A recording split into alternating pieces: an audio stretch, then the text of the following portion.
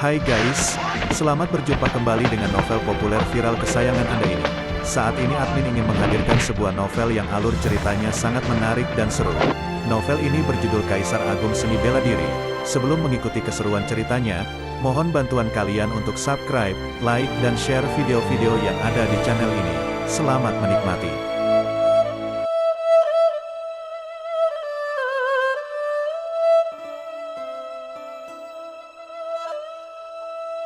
Kaisar Agung Seni Bela Diri, Bab 237.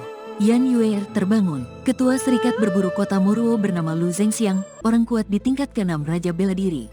Meskipun Luo Xiu telah berada di Serikat Berburu Kota Moro cukup lama, ini adalah pertama kalinya mereka berdua bertemu. Sebagai orang kuat di level Raja Bela Diri dan Ketua Cabang, dia juga menikmati otoritas superior tingkat Suan di dalam Serikat.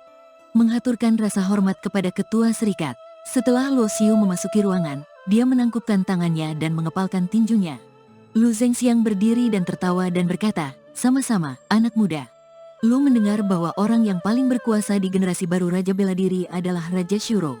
Dan anak muda di hadapan saya menyebut dirinya Shuro. Mungkinkah dia memiliki hubungan tertentu dengan Raja Sura itu?" Apa yang dikatakan Lu Zengxiang, kata-kata itu hanya diucapkan dengan santai, sebagai pujian.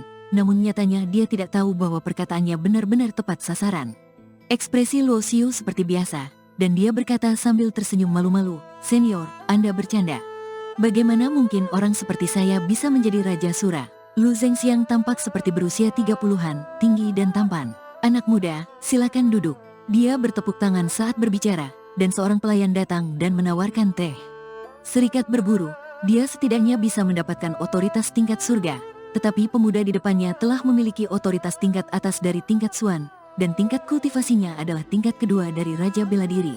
Luo Xiu tidak sungkan. Setelah duduk, dia tersenyum dan bertanya, "Saya ingin tahu, apakah ada hal yang penting sehingga ketua meminta junior ini untuk datang ke sini?" "Haha, anak muda, tidak sabar sekali. Sebenarnya, saya Lu mengundang junior ke sini karena dia memiliki kesempatan dan ingin memberikannya kepadanya." Lu Zengxiang berkata sambil tersenyum. Mendengar ini, Luo Xiu tiba-tiba mencibir di dalam hatinya. Dia tidak percaya bahwa ada orang di dunia ini yang mau memberikan kesempatan kepada orang lain. Apalagi dia dan Lu Zengxiang bukanlah saudara atau teman, dan tidak memiliki persahabatan. Namun, jika dia mengatakan ini di dalam hatinya, Luo Xiu tidak akan mengatakannya secara langsung. Dia hanya mengambil cangkir teh dan meminumnya tanpa mengucapkan sepatah kata pun, karena dia tahu Lu Zengxiang pasti ingin mengatakan sesuatu lagi. "Sejujurnya, saya secara tidak sengaja menemukan reruntuhan kuno bernama Lembah Tianhun belum lama ini. Saya ingin tahu apakah Anda tertarik?" Lu Zengxiang berkata dengan nada yang menyenangkan. "Lembah Tianhun." Luo Xiu sedikit mengernyit, tingkat kultivasi junior rendah. Jika senior ingin mengundang orang lain untuk menjelajahi runtuhan kuno, seharusnya mengundang beberapa Raja Bela Diri yang kuat. "Mengapa senior ingin mengundangku?" Luo Xiu berkata dari lubuk hatinya. Dia merasa Lu Zengxiang memiliki niat jahat, dan saat berbicara, dia juga berkomunikasi dengan jiwa Kaisar ke-8. Hanya saja Kaisar ke-8 juga belum pernah mendengar tentang Lembah Tianhun meskipun pengetahuannya luas. "Saya tahu bahwa Anda pergi beberapa waktu yang lalu dan meninggalkan seorang wanita yang koma di Serikat. Kesadaran spiritual saya secara tidak sengaja merasakan bahwa dia tampaknya adalah seorang seniman bela diri yang kuat. Saya pikir beberapa hari telah berlalu, meskipun dia adalah seorang seniman bela diri yang terluka. Tapi sudah waktunya untuk bangun," kata Lu Zengxiang sambil tersenyum.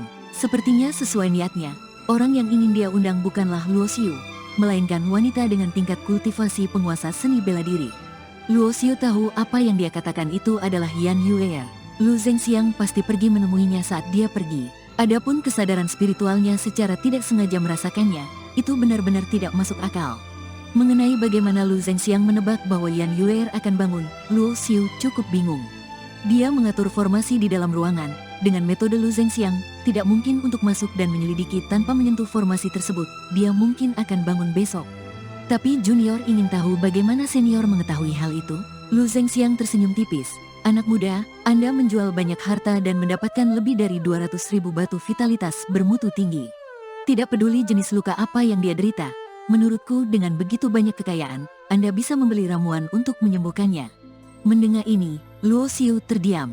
Tanpa diduga, Lu Zengxiang menebaknya dengan benar. Dan ketika Lu Zengxiang menyebutkan lebih dari 200.000 batu vitalitas bermutu tinggi, ada sedikit fluktuasi dalam suasana hatinya. Meskipun dia menyembunyikannya dengan baik, Luo Xiu masih sangat menyadarinya. Uang menggerakkan hati orang, lebih dari 200.000 batu vitalitas bermutu tinggi sudah cukup untuk membuat jantung Raja Bela Diri yang kuat tergerak. Setelah keduanya mengobrol santai untuk beberapa patah kata lagi, Luo Xiu pergi dan kembali ke kamar. Malam itu, Luo Xiu duduk di samping tempat tidur Yan Yuer, bulu matanya sedikit bergetar. Setelah Luo Xiu merasakannya, dia tiba-tiba membuka matanya. Sebagian besar kekuatan obat dari pil Yunming telah tersebar dan diserap di dalam tubuhnya. Tidak hanya esensi dan darah yang hilang telah diganti, tetapi jika semua kekuatan obat dari pil Yunming dapat diserap, tingkat kultivasinya dapat ditingkatkan banyak. Dalam arti tertentu, Yan Yuer adalah berkah tersembunyi. Jika tidak, jika dia berkultivasi selangkah demi selangkah, dibutuhkan setidaknya beberapa tahun untuk naik ke tingkat kecil di tingkat penguasa bela diri. Yuer, Luo Xiu memanggilnya. Bulu mata Yan Yuer bergetar lebih cepat. Dia menggerakkan jari-jarinya sedikit, dan nafas energi sejati di tubuhnya mulai mengalir, membentuk Zoutian Agung, dan kesadaran tidurnya mulai bangkit kembali. Ketika dia membuka matanya, dia linglung sejenak, dan kemudian matanya, seterang bintang, mendapatkan kembali energinya, dan jatuh ke tubuh Luo Xiu dengan lembut. Dia tiba-tiba berdiri dan memeluk Luo Xiu dengan erat. Dia ingat dengan jelas bahwa Luo Xiu masih terluka parah sebelum dia pingsan. Melihat Luo Xiu baik-baik saja, dia tidak bisa menahan diri untuk tidak memeluknya dengan penuh semangat karena dia sangat takut kehilangan dia. Dengan wanita cantik dalam pelukannya, hati Luo Xiu menikmati kebahagiaan dan kedamaian yang belum pernah ada sebelumnya. Telapak tangannya dengan lembut membelai rambut merah menyalanya. Wajah menawannya, di matanya, juga sangat cantik. Tidak apa-apa, selama aku di sini, aku tidak akan membiarkan siapapun menyakitimu lagi, kata Luo Xiu lembut dan berkata bahwa dia tahu bahwa Yan Yuer tidak akan koma selama lebih dari setahun jika bukan untuk melindungi dirinya sendiri. Yan Yuer sangat tersentuh saat mendengar ini. Dia mengangkat pipinya dan berkata sambil tersenyum, "Anak kecil, jika kamu ingin melindungiku, kamu setidaknya harus menunggu sampai kamu menjadi lebih kuat. Sebelum itu, biarkan aku melindungimu. Hatiku yang membeku hanya bisa dibuka untukmu. Aku bisa mempertaruhkan nyawaku untukmu." Yan Yuer tidak bisa mengucapkan kata-kata menjijikan seperti itu, tapi itulah yang dia rasakan. "Bukankah memalukan jika aku selalu dilindungi oleh wanita?" kata Luo Xiu sambil tersenyum. Yan Yuer mengerutkan bibir merahnya dan berkata, "Anak kecil, apakah kamu tidak bahagia?" "Baiklah." Sebelum dia bisa menyelesaikan kata-katanya, dia dicium oleh Luo Xiu, dan tubuh halusnya roboh di tempat tidur. Keesokan paginya, sinar fajar menyinari ruangan melalui celah jendela. Luo Xiu turun dari tempat tidur dalam keadaan telanjang, dengan tubuh langsing, otot proporsional, kulit putih, rambut hitam panjang tergerai, wajah tegas, seperti pisau, dan mata hitam sedalam jurang. Di tempat tidur yang agak berantakan, Yan Yuer juga terbangun. "Anak kecil, kenapa kamu berlarian tanpa pakaian? Kamu tidak malu?" Yan Yuer melihat punggung telanjang Luo Xiu dan berkata sambil tersenyum, rambut merah menyalanya menyebar di dadanya. Terkadang, dia secara tidak sengaja mengingat kejadian di antara mereka berdua, dan terkadang dia bingung apakah keterikatan takdirlah yang membawa dia dan pria kecil ini, yang lebih dari 200 tahun lebih muda darinya, menjadi bersama. Bahkan, hatinya sepenuhnya ditaklukkan oleh pria kecil ini, tidak hanya hatinya, tapi juga. Memikirkan hal ini, kondisi pikiran Yan Yuer, yang telah dikultivasi selama lebih dari 300 tahun, langsung berubah menjadi merah. "Kalau begitu aku akan memakai pakaianku." Luo Xiu kembali menatapnya, mengangkat tangannya, dan meraih jubah hitam itu. Pada saat ini, Luo Xiu memperhatikan wajah merah halus Yan Yuer, dan tertawa dan berkata, "Wajahmu sangat merah, tadi malam." Sebelum dia bisa menyelesaikan kata-katanya, sebuah bantal menutupi kepala dan wajahnya. "Kenapa kamu suka memakai pakaian hitam? Menurutku kamu akan terlihat bagus dengan kemeja putih. Kamu menawan dan tampan, bukan?" Yan Yuer berkata sambil tersenyum. "Tidakkah menurutmu aku terlihat lebih baik tanpa pakaian?" Luo Xiu berkedip. Masa hangat selalu berumur pendek. Mungkin seperti yang dikatakan Raja Utusan, Luo Xiu ditakdirkan untuk membunuh banyak orang dalam hidup ini. Beberapa waktu setelah itu, Lu Zhengxiang mengirim seseorang lagi. Luo Xiu memberitahu Yan Yuer tentang lembah Tianhun. "Menurut apa yang kamu katakan, Lu Zhengxiang ini mungkin memiliki niat yang sangat buruk." Setelah Yan Yuer mendengar ini, dia sedikit mengernyit dan berkata, dia adalah orang kuat di penguasa bela diri tingkat 6. Sementara itu Yan Yuer penguasa bela diri tingkat ketiga. Kecuali dia membakar esensi kehidupan dan darahnya lagi, dia tidak akan mampu lawan. Tidak peduli konspirasi apa yang dia miliki, karena dia telah mengirim seseorang ke sini.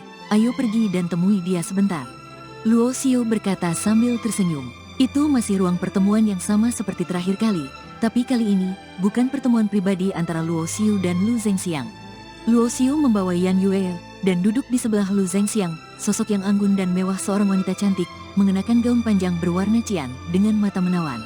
Haha, izinkan saya memperkenalkan kalian berdua.